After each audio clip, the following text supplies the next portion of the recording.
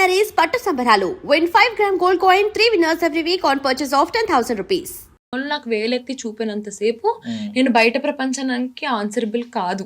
అది ఎవరైనా కానీ, మీరైనా కానీ, మా అమ్మైనా కానీ, మా అమ్మమ్మ అయినా కానీ, నోబడీ ఈస్ ఆన్సరబుల్ అంటే అన్లెస్ అది వాళ్ళ ఇష్టమైన పీపుల్ కి ఉండాలి అంతే. సో అది మనకి ఆలోచన వచ్చిన రోజు విల్ బి చాలా హ్యాపీ. ఈ ఆలోచనలు ముందు నుంచి ఉన్నాయా? అంతే ఇప్పుడు 25 వచ్చాక అంటే కూర్చొని ఏడ్చిన రోజులు కూడా ఉన్నాయి. ఎందుకు వీళ్ళు అసలు ఎందుకు ఇట్లా అనుకుంటారు, వీళ్ళు ఎందుకు ఇట్లా ఆలోచిస్తారు అన్న ఇది కూడా ఆలోచించిన రోజులు ఉన్నాయి. కానీ అసలు నన్ ఆఫ్ మై బిజినెస్, అసలు వాళ్ళు ఏదో అనుకుంటున్నారని చెప్పి నేను అక్కడే కూర్చొని రూమ్ లో ఏడిస్తే తర్వాత నా ఫ్యామిలీకి ఎవరు ఫుడ్ పెడతారు? నేను నాకు నచ్చిన ఫుడ్ నేను ఎలా తింటాను? సో వాడు అలానే కూర్చుంటున్నాడు రూమ్ లో జాబ్లెస్ గా అలా ఆలోచిస్తూ. నేను అలా వాళ్ళలాగా ఉండలేను కదా అని ఆ థాట్ వచ్చిన రోజు ఓకే అసలు మనకు అనవసరం ఇదంతా అని అనిపించింది. యా. అండ్ ఇప్పుడు మమ్మీ గురించి ఇందాక మీరు అన్నారు కదా, నార్మల్లీ పెళ్లి రూమర్స్ ఇలాంటివి వచ్చినప్పుడు బేసికల్లీ మీరు ఒక ఇంటర్వ్యూలో చెప్పినప్పుడు నేను విన్నాను, నాకుంది ఇంటెన్షన్ మమ్మీ కూడా పార్ట్నర్ ఉండడం లైఫ్ లో. బికాస్ రేపొద్దున మీరు ఇంకో 5 years తర్వాత 10 years తర్వాత ఎప్పటికప్పుడు మీరు పెళ్లి చేసుకుంటారు. అప్పుడు ఎంతైనా ఇప్పుడు మీరున్న ఎఫెక్షన్ ఎంతో కొంత ఇంకో పర్సన్ యాడ్ అవుతారు, ఇంకొక ఫ్యామిలీ కింద డివైడ్ అవుతుంది, కొంచెం తగ్గుతుంది. అప్పుడన్నా మీకు ఈ వస్తా ఉంటది. వస్తుంది అది ఆల్వేస్ నా బ్రెయిన్ లో ఉన్న థింగే. మొన్న కూడా మా అమ్మకి చెప్పొచ్చాను, పెళ్లి చేసేద్దాం ఈ సంవత్సరం, నెక్స్ట్ ఇయర్ అల్లుండి తీసుకోండి రా ఇంటికి.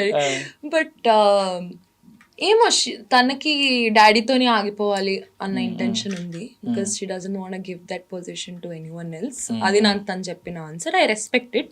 కానీ నేను పెళ్లి చేసుకునే ముందు అయితే మా అమ్మకి పెళ్లి చేయాలి అని నాకు అది డెఫినెట్ గా ఉంది.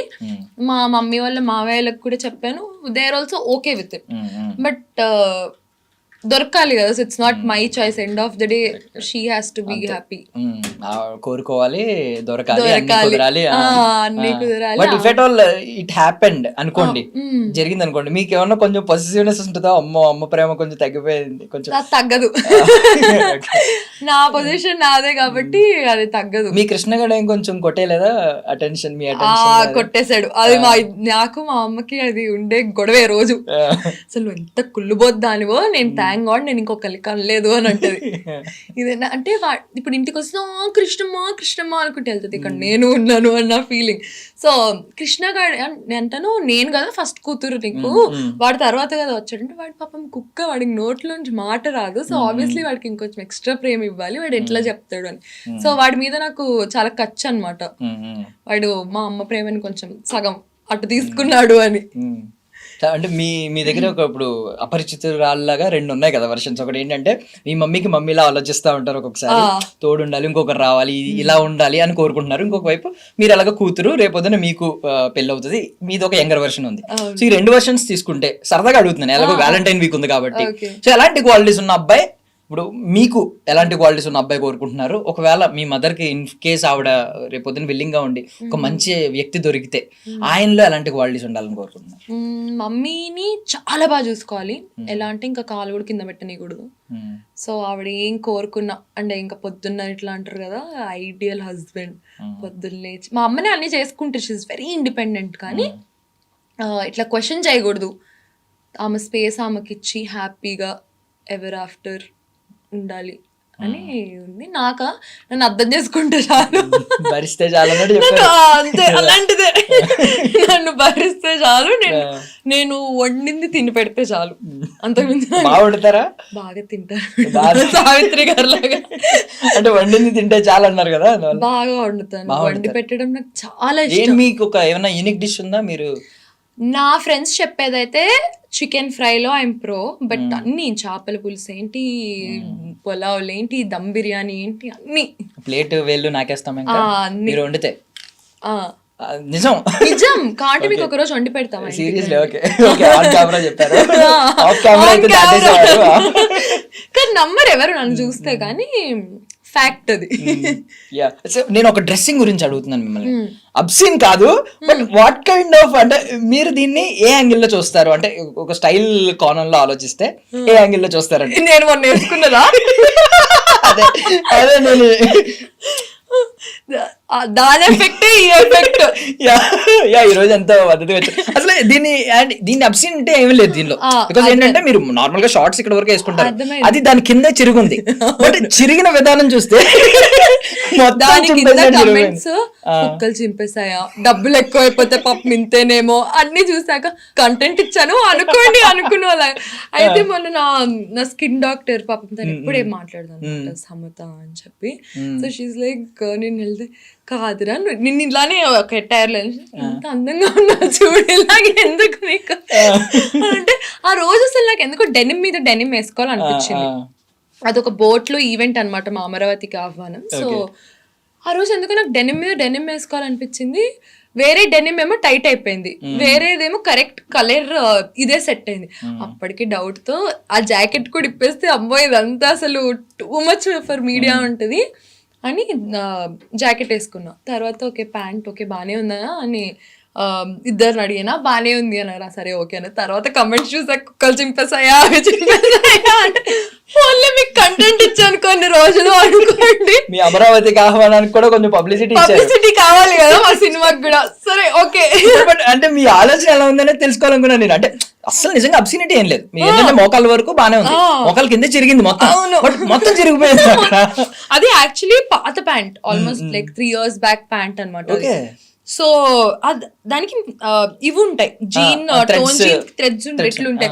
ఆ థ్రెడ్స్ అన్ని ఊడిపోయినాయి వాష్ చేసాక ఊడిపోయినాయి. అది అలా తయారైంది. ఇప్పుడు నేను వేసుకోకుండా ఉండొచ్చు కదా, కలర్ సెట్ అవ్వట్లేదు అదే వేసుకొని వెళ్ళాను.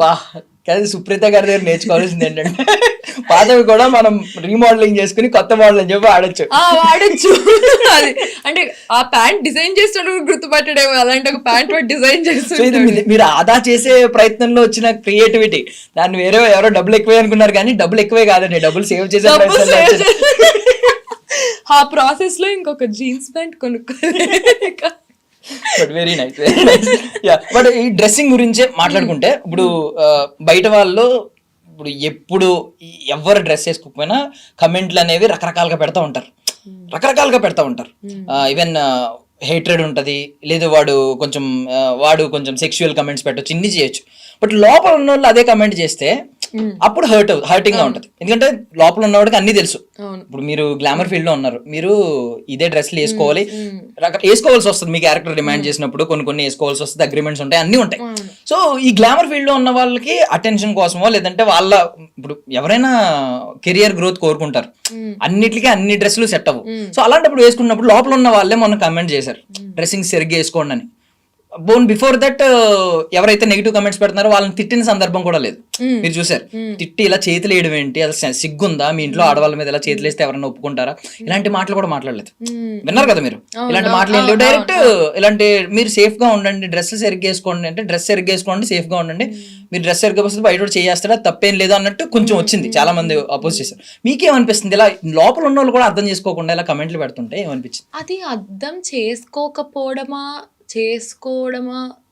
అది సెకండరీ. కానీ ఇప్పుడు generally any women or any men, ఇప్పుడు మీరు ఈ ఇంటర్వ్యూకి అండర్వేర్ వేసుకొస్తే బాగోదు, ప్యాంటు షర్ట్ వేసుకోవాలి. ఆర్ మీరు ఒక ఫార్మల్ ఈవెంట్కి వెళ్తున్నప్పుడు ఫార్మల్స్ వేసుకొని వెళ్ళాలి. సో సేమ్ నేను కూడా అంతే. నేను ఇక్కడ షార్ట్ టీ షర్ట్ వేసుకొస్తే చాలా దరిద్రంగా ఉంటుంది. కానీ అదే నేను మొన్న నిఖిల్ ఒకటి చేసి దానికి షార్ట్ టీ షర్ట్ వేసుకొని వెళ్ళాను. అది ఆ ఇంటర్వ్యూ పర్పస్ వేరు, ఈ ఇంటర్వ్యూ పర్పస్ వేరు. సో ఫస్ట్ ఆఫ్ ఆల్ ఎవరైనా కానీ దే షుడ్ నో ఎక్కడ ఎలాంటి ఎటైర్ వేసుకొని వెళ్తే ఎక్కడ ఎట్లా ఉంటే నీట్ గా ఉంటుంది. నేను పెళ్లికి షార్ట్ టీ షర్ట్ వేసుకెళ్తే బాగుంటుందా? సో అది మనం తెలుసుకున్న రోజు వాళ్ళు జడ్జ్ చేయడం మానేస్తారేమో అని నా ఫీలింగ్. సూపర్. అంటే నేను యాక్చువల్లీ మీ చైర్ లో కూర్చొని మాట్లాడాను, విన్నారు కదా మీరు. యాక్చువల్లీ మీకు ఒకవేళ ఎలాంటి హర్టింగ్స్ ఉంటాయి, బికాజ్ ఎందుకంటే ఒకవేళ మీరు అది ఆయన అన్న పదాలు తప్పై ఉండొచ్చు, బట్ మీనింగ్ డెఫినెట్లీ దాని నుంచి I think everybody should take it. ఎందుకంటే కొన్ని ఐఎమ్ నాట్ సపోర్టింగ్ ఈదర్ వేస్. నేను అన్నట్టు యూ షుడ్ నో ఎక్కడికి ఎలా వేసుకొని వెళ్తే అది మంచిది అని మనకు తెలిస్తే అప్పుడు ఇలాంటివి ఏమి ఉండవు కదా గొడవలు. So you should just know మీరు ఎక్కడికి ఎలాంటివి వేసుకొని వెళ్తే ఇట్స్ గుడ్ అని. ఇప్పుడు నేను గోవాలో నేను ఇలాంటిది వేసుకొని తిరిగితే బాగుంటుందా? అక్కడ షార్ట్ టీ షర్ట్ వేసుకొని తిరుగుతాను, ఇక్కడ నేను షార్ట్ టీ షర్ట్ వేసుకొని వస్తే బాగోదు ఆబ్వియస్లీ. సో ఎక్కడ మీరు ఎలా కనిపించాలి జనాలకి అని your head should have that sense. Super Supreetha గారి నుంచి నేను ఇది ఎక్స్పెక్ట్ చేయలేదు బేసికల్లీ. నేనేమనుకున్నానంటే బేసికల్లీ ఎవరికైనా కొంచెం అంటే ఎఫెక్ట్ అవుతున్నారు కాబట్టి విక్టిమ్ సైడ్ కూడా ఆలోచించాలి కాబట్టి నేను విక్టిమ్ సైడ్ మాట్లాడాను కొంచెం. ఎందుకంటే వాళ్ళకి అనిపిస్తుంది వాళ్ళని తిట్టలేదు, డైరెక్ట్ ఫస్ట్ డ్రెస్సింగ్ గురించి మాట్లాడారు, మీరు కూడా లోపల ఉండి మీరు కూడా మమ్మల్ని జడ్జ్ చేశారు అనే ఫీలింగ్ ఉంటుంది. బట్ మీరు న్యూట్రల్ గా మిడిల్ లో కూర్చుని చెప్పారు, ఈ వేస్ కూడా మాట్లాడారు. అవును, అంటే సందర్భం సందర్భం తెలుసుకోవాలి. సో అది ఎవరైనా కానీ మనం మాట్లాడే సందర్భం కూడా ఉండాలి. కరెక్ట్. ఇప్పుడు నేను ఒక 10 మంది ముందు you can't just talk about a women ఎట్లా పడితే అట్లా, ఆర్ మెన్ అయినా ఉమెన్ అయినా ఈ రోజు మనం ఉన్న సొసైటీలో మెన్ గురించి కూడా అంతే వర్స్ట్ గా మాట్లాడుతున్నారు, వాళ్ళ అది వీళ్ళు ఇది అని చెప్పి. So we are living in a society like that. Correct. So మన పని మనం ఏదో చేసేసుకొని వెళ్ళిపోయి నీకు ఆ మెచ్యూరిటీ ఉంటే ఇలాంటివి ఏవి అవ్వవు. అది ఎప్పుడు ఎవరు ఎలా తెలుసుకుంటారో నాకు తెలియదు. చాలా బాగా చెప్పారు అసలు, సూపర్. సో అండ్ రీసెంట్ గా నేను ఏదో అవుతున్నాడు, మీకు సంబంధం లేదు, ఇప్పుడు మన టీవీ సీరియల్ ప్రభాకర్ గారు అబ్బాయిని పాపం కంప్లీట్ రోస్ట్ అవుతున్నాడు. బట్ ఆయన ఏంటంటే ఆయన రిప్లై అంటే ఒక్కొక్కరు రియాక్షన్ ఒక్కోలా ఉంటుంది కదా. ఆయన మళ్ళీ మీడియా ముందుకు వచ్చి నా గురించి ఎలా మాట్లాడావు ఇలా అని ఆయన నుంచి ఆయన రిప్లై ఉంది, నువ్వు నాకు క్షమాపణ చెప్పాలని చెప్పి పబ్లిక్ లో బూతులు మాట్లాడారని ఆయన మీద. ఇలాంటివన్నీ ఉన్నాయి. మీ విషయానికి వచ్చేసరికి మీ రెస్పాన్స్ కొంచెం డిఫరెంట్ గా ఉంటుంది. ఉమెన్ ఎవరన్నా వచ్చినా కూడా కొన్ని ఇగ్నోర్ చేయడమో, లేదంటే కొంచెం పొలైట్ వేలో చెప్పడమో, అర్థమయ్యే రీతిలో చెప్పడమో, లేదంటే మీ ఫీలింగ్స్ ని కొంచెం ఎమోషనల్ గా చెప్పడమో, సంథింగ్ ఏదో జరుగుతుంది. ఎలా ఆ రియాక్ట్ అయ్యే విధానం ఎలా